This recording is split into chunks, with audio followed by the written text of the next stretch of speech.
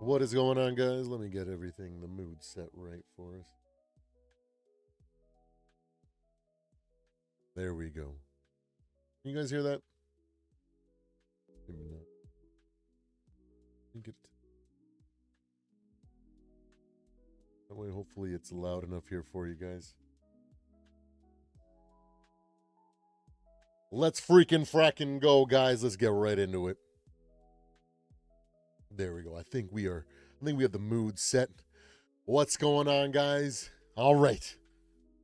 Let's get into it. We're just going to get right to it, guys, because everybody's been asking what's wrong with Jalen Hurts and the Eagles after last night's Thursday night debacle that we saw. You know, I saw Cam Newton on First Take today, and he said that his struggles come from having too many play callers. But after digging into it a little bit, the numbers, as well as the history, that's not it. There are guys in the NFL history who had 3, 4, or even 5 coordinators and still put up elite numbers. They even won Super Bowls. Some already Hall of Famers, and some first ballot Hall of Famers or future first ballot Hall of Famers. But they never used that excuse. What we're seeing right now with Jalen Hurts, I don't think it's regression. I think he's a great quarterback. But I think what we might be seeing is his ceiling. So today, we're going to break it down. The stats, the comparisons, the truth about where Hurts really ranks. And why this offense might have already maxed out. Let's talk about it. All right, guys. First and foremost, I want to start. Hold on, let me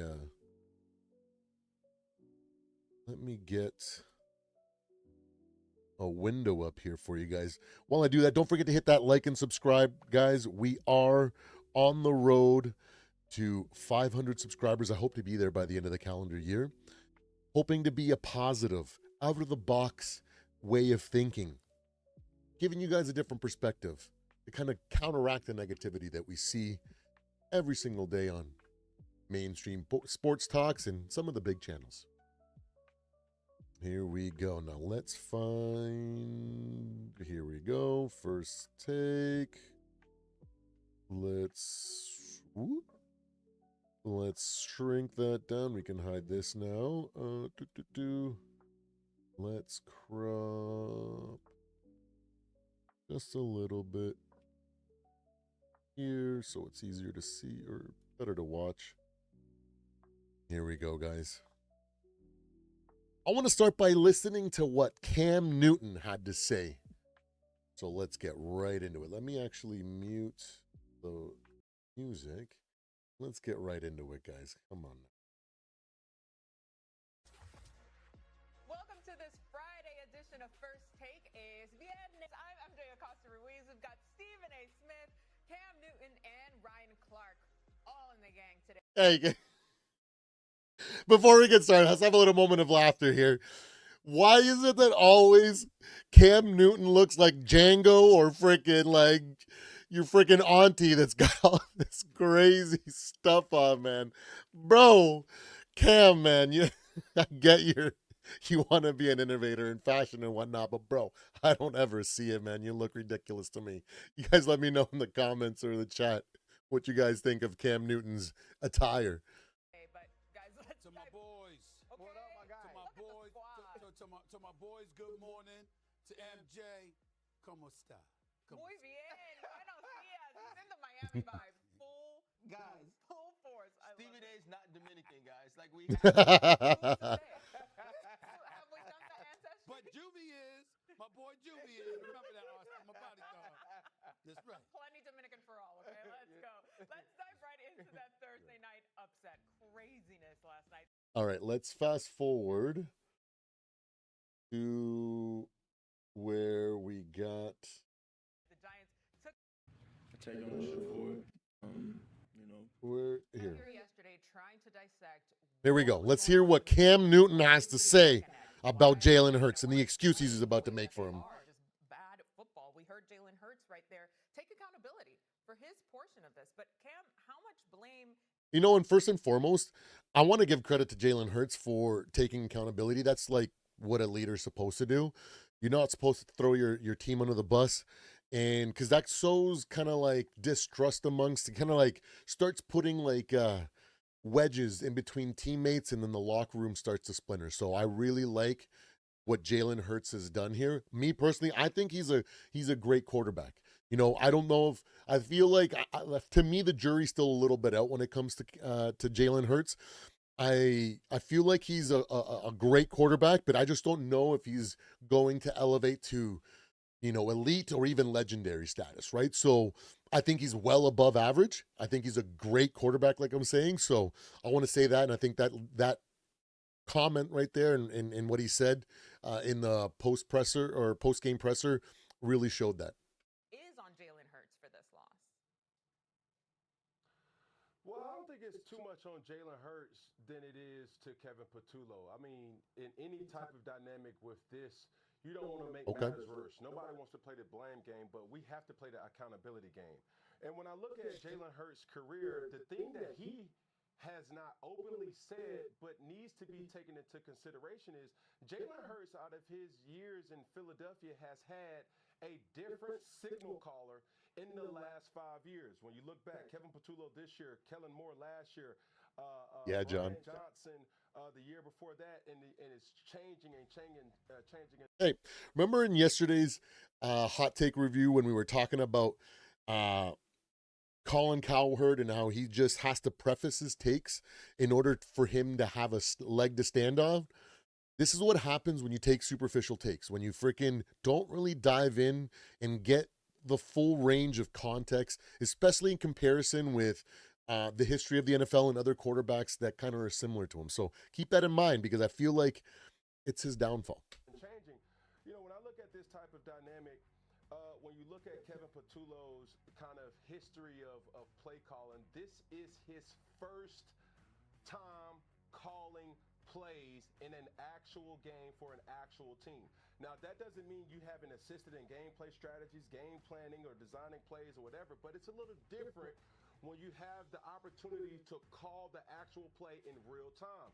The thing to give this more reference is, if nobody has ever drove before Stephen Anthony, Ryan Terry, and Maria Josetta, if nobody has ever drove before as a high school student, you're expecting a plucker to come into the driveway or to the student parking lot. Well, if this is your first time driving, you basically gave Kevin Patullo a Rolls Royce Cullinan and said, hey, go drive.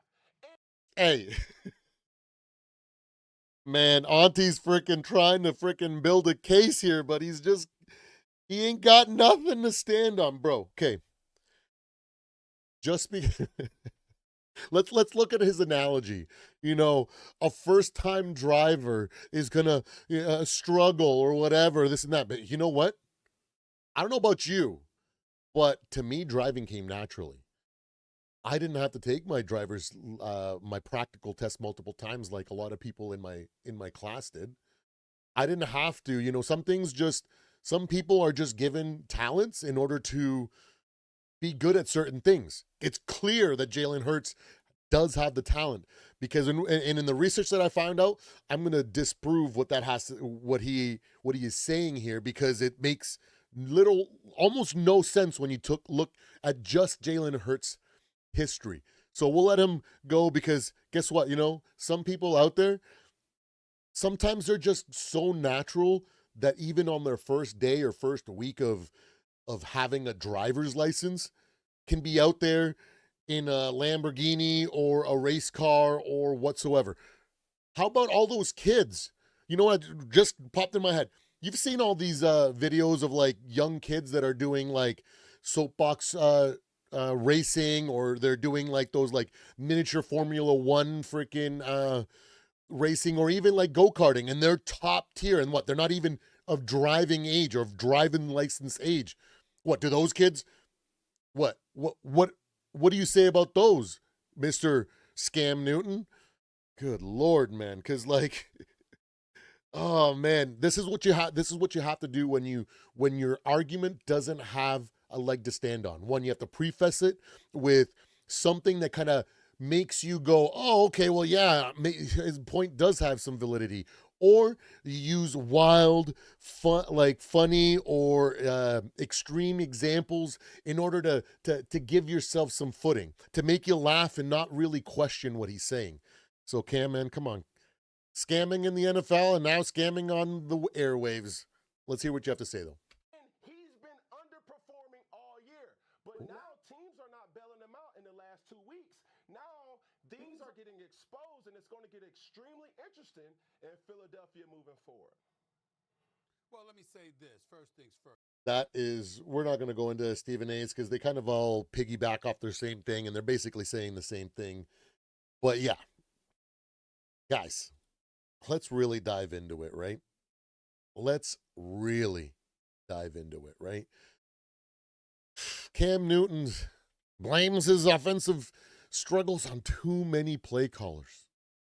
Like I said, it sounds, on paper, it sounds reasonable, but history shows otherwise. Let's look at Jalen Hurts, for example, okay? He's had 6 different play callers in the 6 seasons. Well, he's entering his 6th season, right? So far. And I don't know about you, but winning a Super Bowl and making it to the Super Bowl before that shows the ability to overcome having to have multiple play callers and having different systems in play. You know, and then when you go back and you look at his college tenure, he's had a total of 12 total play callers from college up until now in his NFL season. So what does that say about Jalen Hurts? I feel like the play caller excuse is nothing but an excuse. I feel like his career alone proves that regardless who's play calling, he has an ability to adapt to the situation and give you above average results. His Super Bowl win and his ring proves that. So all of a sudden, you got to forget all that stuff, Cam, in order to make your argument that it's all the play callers? You know what? I'm going to make the real argument here of what I think we're seeing, which is what I allude to in the thumbnail and the title. Because this play calling excuse that Scam Newton is using isn't the reason for his issues. The real question is Hurts struggling because of instability or because this is the limit of what he can do best? Or what he does best, sorry. You know, let's look at historical context to find out what this kind of means, right? So we got to look at the legendary. We got to look at the elite players first and see what they did, right? We got guys that are in the Hall of Fame. We're going to be future Hall of Famers, or even legendary, right? We'll start with Tom Brady. He's got 4 total play callers in his career, 23-year career. So he's got a well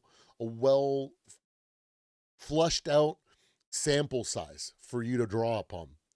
He's had 4 different play callers and he's won 7 Super Bowls and 3 MVPs. You know, stability and philosophy, yes, but he had to learn and relearn terminology across different eras of football. You know, play caller changes didn't stop his production or his ability to win games. You know, it's not a quite 1-to-1 comparison. He only had 4 coordinators over a 23-year span. Now let's look at Peyton Manning.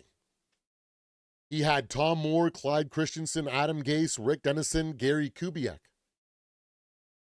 2 completely different systems, Colts versus Broncos. But yet, he was able to win 5 Super Bowls, 5 MVPs, 2 Super Bowls. Sorry, I'm trying to wish things into existence here because I love Peyton Manning. He's one of my favorite quarterbacks. But, you know, he adapted to both a vertical and a West Coast offense, right?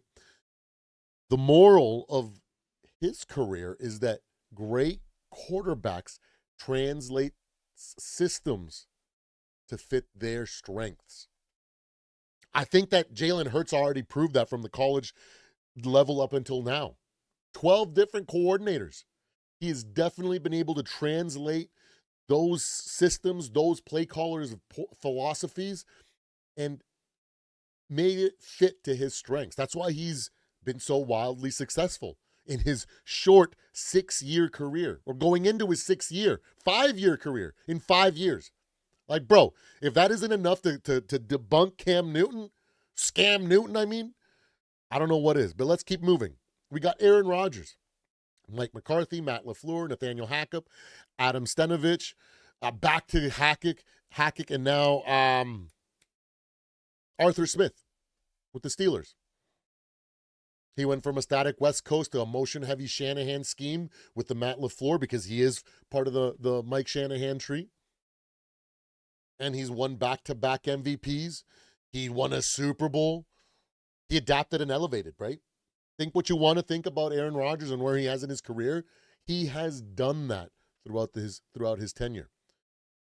You know, coaching didn't change or cause regression in him. It sparked reinvention. And I think that's another point towards Jalen Hurts, because I feel like that's what he's done throughout his entire run with 12 different coordinators from college to the pros. Now let's look at Ben Roethlisberger.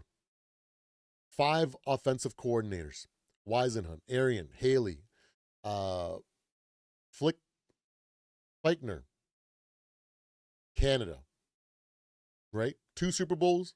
He evolved from a game manager to a gunslinger in different systems. Longevity through adaptability. No excuses, right?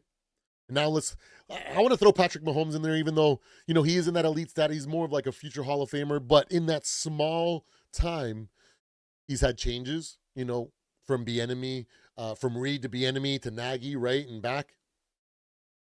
3 MVPs, 3 Super Bowls in a small sample size, similar to Jalen Hurts, right? So I don't know about you. The more I looked into history and context, the more I realized that Cam Newton, like I always presumed, mostly just talks out of his you-know-what and never really dives deep. He's very much like Colin Cowherd that way. Now, when we look at the next tier down, right, because those were the legendary and elite quarterbacks, future Hall of Famers even, we look at the very good but not legendary who also had offensive coordinator chaos. First guy on my list, Phillip Rivers. 5+ play callers in his career. Some of them Cameron, Turner, Weisenhunt, Reich, Sirianni. Top 10 all-time in passing yards and touchdowns. No Super Bowl, but elite stats and consistency. I think Jalen Hurts is better. He's already proved more. Matt Ryan. The famous Matty Rice, I like to call him, because he's like one of those Honda Civics with one of those loud mufflers, you know? All sound and no go. That's why I call him Matty Rice, like the rice rocket that he is. He had 5 different play callers: Malarkey, Coder, Shanahan, Sarkisian, Brady, Frazier, right? MVP, 62,000 passing yards, 1 Super Bowl appearance. He maintained a high level of production through constant offensive coordinator turnover. Ooh, one of our, maybe could be a favorite to some Vikings fans, but not so much to others. Kirk Cousins. 7 play callers in his career. I don't know, maybe 8 now, with Atlanta thrown in the mix.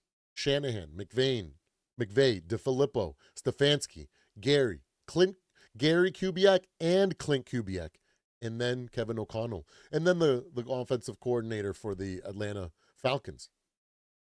The man has thrown for 4,000 years in nearly every year that he's played in the NFL. He throws for 30 touchdowns routinely. He's got no deep playoff runs, but stable output amongst the chaos at offensive coordinator. Now then we look at other guys like Derek Carr and Tony Romo, 4 or 5 different offensive coaches themselves, top 25 in all-time in yardage for Derek Carr, even though he retired young, and efficiency for Tony Romo. No rings, no MVPs, but solid statistical resumes. Now, mind you, I don't think that Jalen Hurts falls into this category, but it's good to understand the high, the medium, and the low to kind of understand where Jalen Hurts lands. Like I said, I think he's a great quarterback, and if he continues to play the way he is, he could easily move up to elite. And if he wins more Super Bowls and continues like that, man, legendary is definitely not off the cards, as per se. The great ones adapt, the good ones maintain, but almost none collapse just because of offensive coordinator change. Now let's bring it back. Let's bring it back to Jalen Hurts. The raw facts here. 6 play callers in his 6 NFL seasons, including this year, of course.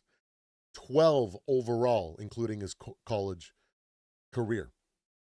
So far, he's sitting at 15,556 yards. I know this might be a little bit outdated without the current stats from this year, but 92 touchdowns to 39 interceptions, a 64.5% completion rating, a 94 passer rating. He's got 3,315 rushing yards, 59 rushing touchdowns. He's got a record of 49-27 in one time. That's a strong win percentage. That's great by any person's standards. And he's accomplished all of that after so many different coordinators. So what is it now, Cam? Mr. Scam Newton, what is it that you are trying to push when you want to throw dirt on Jalen Hurts and the Philadelphia Eagles right now? I don't get it. Now let's look at his offensive trends. In 2022, he had a career year under Shane Steichen. Offense was explosive and balanced. Just like freaking John Lee said, right? He's missing some of those previous coordinators like Kellen Moore, for example. 2023, he struggled with Brian Johnson because he had slower reads, predictable RPOs, poor rhythm, but it got him to the Super Bowl, right? Pretty good despite having, a not so great coordinator, right? Now, in 2024, new system again, timing, progressions, structure was inconsistent, but what did he do? He won a Super Bowl. So I don't know what that says, Cam. Maybe you should, ask your people behind your show to do a little bit of research, give you a little bit of context so you don't look like a freaking auntie just talking out of her ass on freaking First Take. Bro, if I can spend literally, I spent like 20, 25 minutes just researching and pulling stats and trying to figure out, does this man actually have a point? And I can really quickly was like, bro, this guy's an idiot. So bro, do yourself a favor, Cam. Stop talking out of your ass. Start looking for substance and stop trying to be your version of Skip Bayless. Because you ain't that, bro. You ain't that. You don't got that depth. There's a reason why Skip Bayless was the troll master. There's a reason why he continues to provide color commentary and analysis. That I agree. I don't always agree with Skip's takes, but the man does know football, and he does have some quality takes and analysis here, and he bases his stuff on stats and history instead of talking out of your ass like you do, Scam Newton. But where does that leave Jalen Hurts in the echelon of legends, franchise greats, champions, or even the statistically great but no rings category? For me, I think he is firmly in this spot, gain control of that tier 2, the champions, the franchise greats. I don't doubt that Jalen Hurts one day will be in the Eagles' Ring of Honor because already he has proven to be a franchise great quarterback. Now, there's still a lot of years left in his career, right? At least a decade, if not more. Knock on wood. I'd never want anybody to get injured, but I sure as heck, even if I'm not a massive fan or sometimes even criticize other teams, I never want them to be injured. So knock on wood, hopefully he is has a fruitful, long career to prove all the doubters like Scam Newton wrong. I think that he has the potential to move up to the elite, to move up to the legendary, if he can continue to do this for another 10 years and put out, that a similar career to some of these legends that I talked about earlier. Now let's go back to my ceiling theory. Because although he's great, there's been some things that kind of make me feel like he might be closer to his ceiling than there being a reason or an external thing or something to kind of point at to prove that it's something else and Jalen's not at fault. He's just, you know what I mean? His passing stats have plateaued since 2022. His heavy RPO and half field reads, not as system dependent as people think.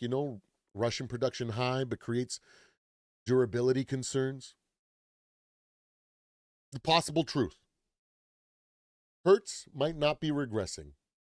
He might just be already as good as he's going to be, and it's just about him maintaining that level for a long time, because if that's the case, he will go down as a truly elite, first ballot Hall of Famer, potentially legendary, if he continues to win Super Bowls. And I think he has that potential.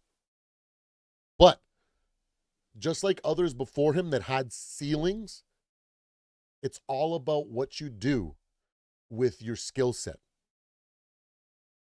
They said Peyton Manning didn't have an arm. He couldn't throw deep. Right? Tom Brady, Mr. Irrelevant. Last pick in the draft. Look at his pictures of the combine, and he's got nothing of value. They had ceilings as well, but they learned how to work within those. And I feel that Jalen Hurts has already learned that, and he's continuing to grow regardless of his weaknesses. And he continues to lead his team and continues to put great productivity out there. So it's weird coming out here and defending a guy that, to me, I don't put in the top 5, because I feel like I have a different criteria when I look at guys that I would start a franchise around. But me, if I was a GM or something like that, I would love to have him be my quarterback as well. So it's weird. I'm a Vikings fan sitting here defending the Eagles and Jalen Hurts, but it's because I feel like the truth is being hidden by lies and by slander, especially immediately after last night's loss. So I don't know. Take my opinion for what it is, just an opinion, an observation, an educated guess. But man, I will not tolerate slander and lies and excuses being thrown around on good players, on good teams. So I don't accept it with my Vikings, and I'm not going to accept it for any other franchise. That's not what we do here on this channel. We like to uplift people, give them the benefit of the doubt. I'm a hopeless romantic. I want everybody to have their riding off into the sunset with an incredible career, overcoming all odds and proving everybody wrong. That's just me. I love watching that kind of story. So I'm not going to be one of those guys that throws people under the bus like that, like Scam Newton is doing here. Ooh, I got a good one for Mr. Scam Newton tomorrow. Ooh, you guys are going to like that one. Stay tuned.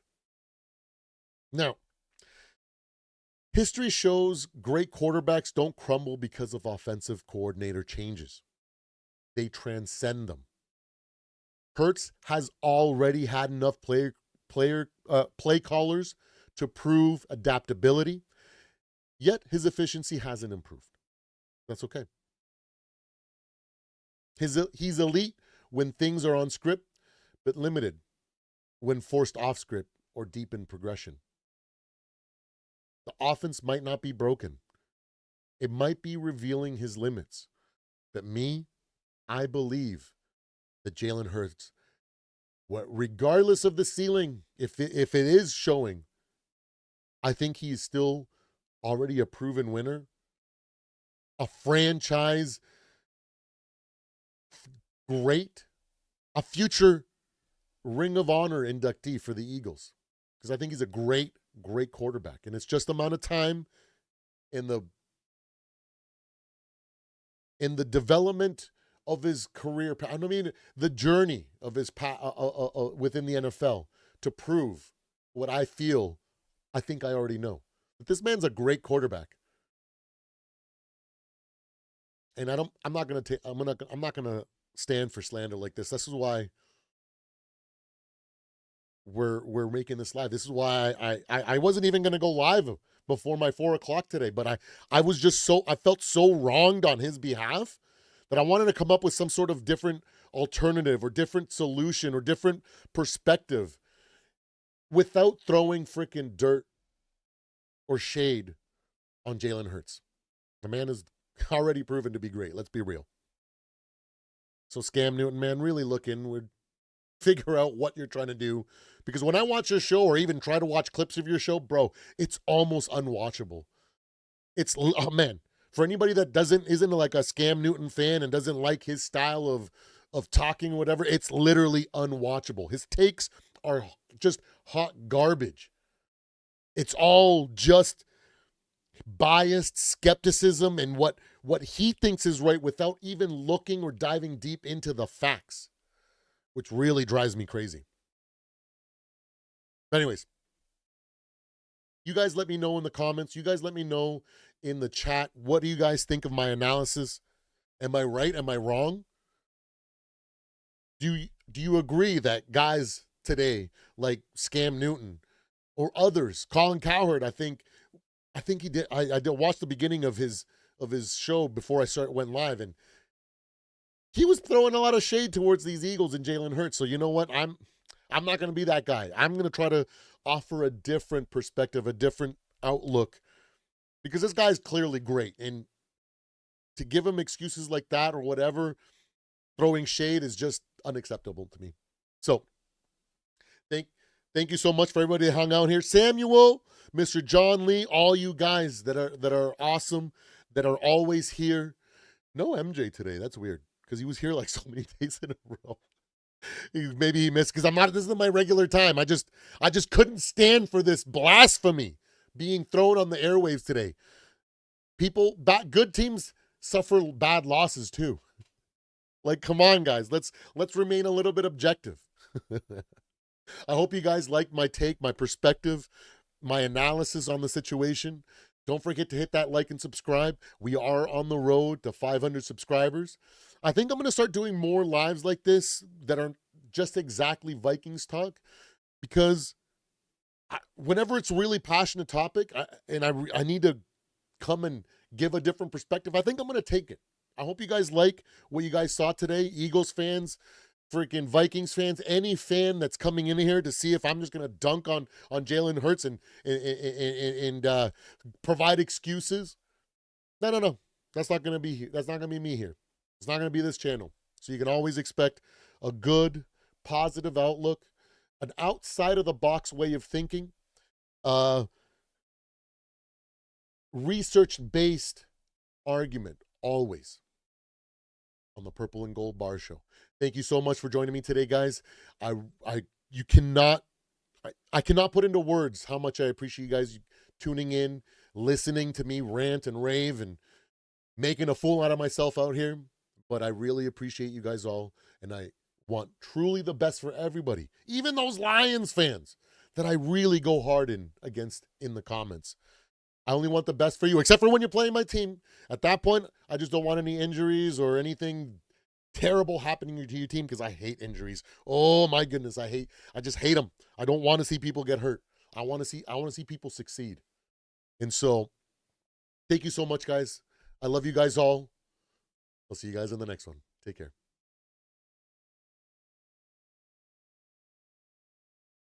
The next live, Samuel, is going to be at 4 p.m. with Zoe. And then after that, we're back at 7 p.m. with Mike Sports Vibe. Talking that talk, boys. So please come back later tonight. We got some good ones at 4 o'clock and 7 p.m. Eastern. Take care, guys. I love you guys.